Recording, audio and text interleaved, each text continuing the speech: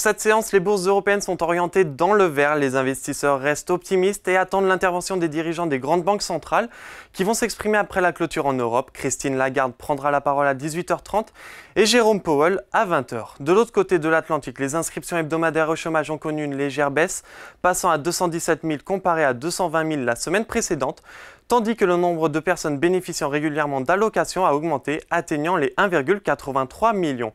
Par ailleurs, le CAC 40 est soutenu par de bons résultats trimestriels. L'indice affiche une progression d'1,13% vers les 7113 points, avec un volume d'échange de 3 milliards d'euros.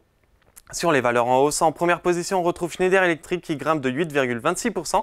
En amont de sa journée investisseur, le groupe a annoncé qu'il prévoit d'ici 2027 une croissance organique annuelle comprise entre 7 et 10% et une marge d'EBITDA ajustée autour de 50 points de base par an en moyenne.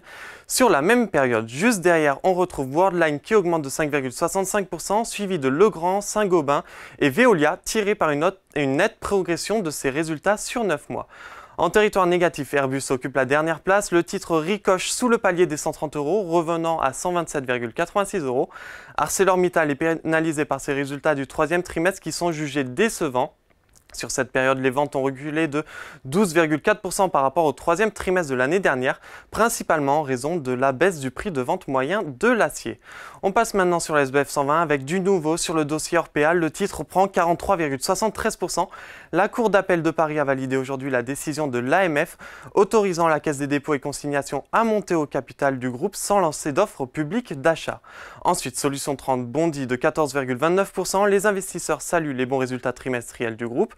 Puis de l'autre côté, Beneteau cède 5,21%. Le fabricant de navires de plaisance anticipe une baisse du niveau des stocks des concessionnaires et un ralentissement de la demande sur les plus petites unités pour 2024.